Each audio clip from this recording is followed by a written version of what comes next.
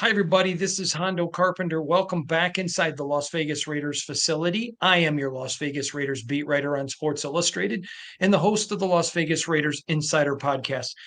John Shop joins us each and every week. He's joined me for literally, John, 17 years, almost 2 decades, I think. Is that correct? Yeah, I think this is And, year 16 of the official broadcast work we're doing. wow. And love having him on with me each and every week. He is a terrific attorney down in the Atlanta Buckhead area of Georgia. Additionally, he's a tremendously respected journalist. And John, let's just get right to the elephant in the room. Yep. And now we're taping this earlier in the week. So Davante very well could have been traded by now. He may not be, but because there's some reason, just for whatever reason, but he's going to be traded. There is a problem in the NFL when everybody's not going in the same direction. We're going to take everybody inside with a deep dive article when this is over about what happened and why this relationship went bad. I can tell everybody, I don't think there's very many people in the locker room crying. But having said that, let's talk about what happens in situations like this. It's not good for the NFL. And quite frankly, this is two teams now with Davante, kind of how we got his way out, that I'm hearing from NFL people. It's he's now starting to get a little bit of a reputation. And when you're not performing where you used to perform, then devaluation of goods. Let's talk about this situation, can we? Yeah, we can. First of all, everybody knows the deep dive article on Derek Carr. So everybody's going to want to see the deep dive article that you've got cooking for sure across the sport. Here's the problem. It's a global problem. It's a universal problem. As soon as you've got somebody more interested in their individual needs than the team is going to suffer and suffer quickly. It really doesn't matter what level. And this is not a criticism on Adams. It's an absolute evaluation. He apparently is saying, hey, I don't want to be here anymore. You cannot have 1 out of 53 guys doing that, especially when it's one guy of significance, without it having an implosive effect on your team. I have not seen a meme yet of the Raiders logo or Davante Adams logo on the Tropicana that just fell in the middle of the night, which was quite a show, quite a Las Vegas show, but we may see that in coming weeks. What you see here is bad. This is not college football. This is pro football. Davante Adams is an asset of the Raiders. And my interest is, what do the Raiders do to protect that asset and get the most out of it? If he wants to be traded, what can they get for him? Is there an incredible wild card in the play? Is it theoretically possible? I don't think it is, but could they call Atlanta and say, hey, you guys want to make a Super Bowl run? You send over Michael Penix. Or are we going to see something where Pittsburgh is really utilizing their assets? You talked about what they would get Russell Wilson for, how little that is. Do they need to put him out on the field? And is that maybe somebody that will be eventually traded and or Justin Fields traded and or something the Raiders might want to look at? I don't know. What I don't like seeing here in the Raiders situation and across the sport is you don't like seeing an individual put themselves in front of a team, because if they do it once, they're probably going to do it again. That's when you start getting a reputation. That's why, as we see this sweepstakes for Davante Adams, there will be some franchises, and you may tell us who are like, you know what, we don't want anything to do with that because we see the pattern here with this specific player and his interests. Agree. And we're going to get into all that in the deep dive. And again, we're taping this on Wednesday after practice. Davante's not been traded. He very well could be by the time you see this on Saturday morning. But so bear with us if that's the case. John, I want to go into, I was very impressed with Antonio Pierce building a culture here in Las Vegas. And the Carolina game, there were some guys that looked like they quit. He called that out. Not going to get into all of it today. Ruffled some feathers a little bit that needed to be ruffled. You saw them come out on fire. Coaches had a great game plan, could have been up 17-3. They throw an interception, and the team just literally almost tried too hard. But the thing that stood out to me, and I just talked to a bunch of guys in the locker room about this, nobody quit. It wasn't like where you could see a few, very few, but you could see a couple of guys against Carolina. There was none of that. To me, I know There are no silver linings in the NFL. A loss is a loss. But when you're looking for progression of your franchise and building a culture, that's a very big deal. It's very challenging to get top level effort out of NFL players for 17 games. They're paid very well. We see it every year. We'll see it again later this year. We may see it again later this month. If for example, if Jacksonville is one win for the whole season, it's very difficult to do. But you want professional football players to be professional. This is where I think there is an advantage of Antonio Pierce being a former player in a good professional organization. You can stand up and you can say, this is what we're demanding out of the players in this organization.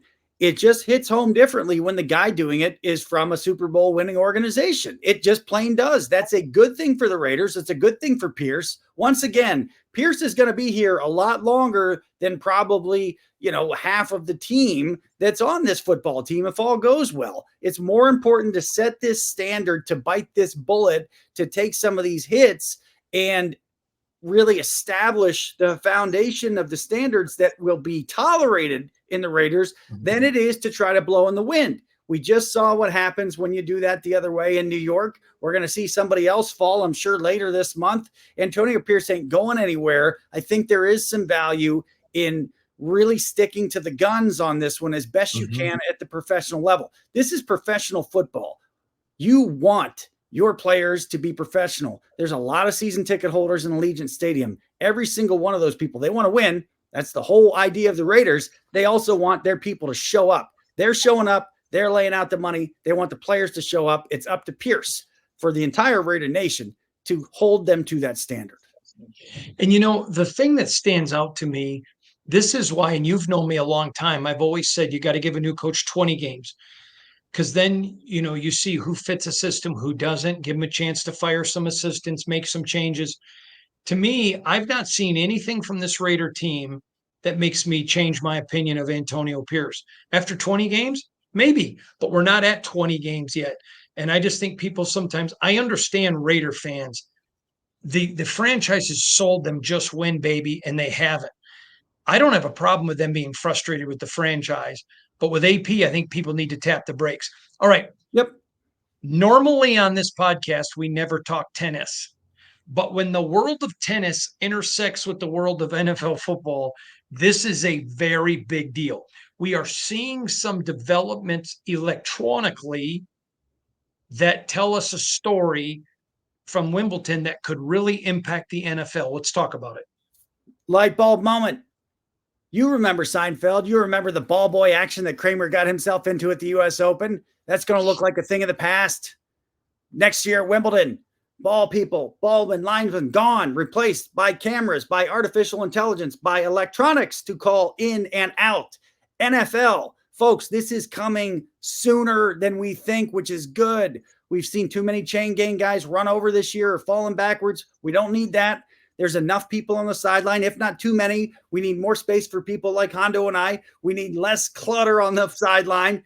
Technology is coming. The most popular form of entertainment in this country shall be in the cellar of technology no longer. Watch how many sports follow Wimbledon's lead. Wimbledon is a private event. So is the Masters. You may see those leading the way. I want to see the NFL on board. Once again, we need people on the competition committee, probably 2 or 3 people, that's all they have to do in their football life. They're not also coaching the Steelers or the general manager of this or that. No, this is a good sign.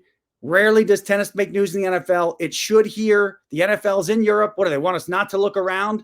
Wake up. Technology is coming. Big move by Wimbledon. When the NFL does whatever they do and they keep on going, you'll be able to say, I remember back when. I remember back when Wimbledon led the way. Technology replacing humans to call in and out of bounds. 100% agree with you. All right. So let's talk about something that I find humorous. There's so many bad drafting teams. Carolina with Bryce Young, a lot. We don't know what Caleb Williams. What did Carolina do? It's when they made the trade, I'm like, wait a minute, who got what? They traded. Yeah. They traded. Are you kidding me? 2 first-round picks, 2 second-round picks and their best receiver to draft an undersized Bryce Young. It's no disrespect to Bryce Young, unless that was Lawrence Taylor or somebody that was going to, I mean, how in the world could you do that and think you're going to advance your franchise? And now Young is in danger. He's at least in danger. He played too soon. Can you believe how much they traded and how good a shape? And then, of course, the Bears get the gift of a doomsday thanks to the Falcons. They're like, oh my God, can you believe how good a shape the Bears are in to get really good in the middle 20s thanks to Carolina? It's almost like David Tepper said, you know what? We don't want to have success yet. We want to make a big gamble with little upside. We're going to give you 3 starters, 4 starters. Incredible. This is the modern day Herschel Walker trade as it stands right now.